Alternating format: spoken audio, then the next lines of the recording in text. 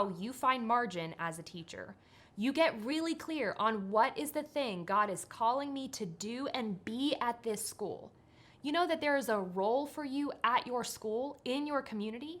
There is a person that you are to be, a model, a light that you are to be for your students that no one else can be.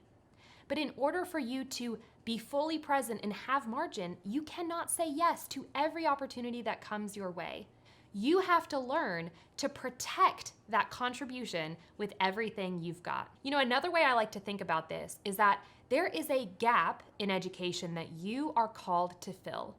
Now, this gap is something that you notice. It's something that really stirs your heart and that really makes you come alive. It's something that maybe other people don't feel like is as important, but to you, you can't stop thinking about it. For you, what do you feel like that is? What gap in education are you noticing that you might be called to fill? Spend time this week dwelling on what is it about me as a teacher that might be my unique contribution. This might be in education as a whole, or it might be in the specific context of your classroom.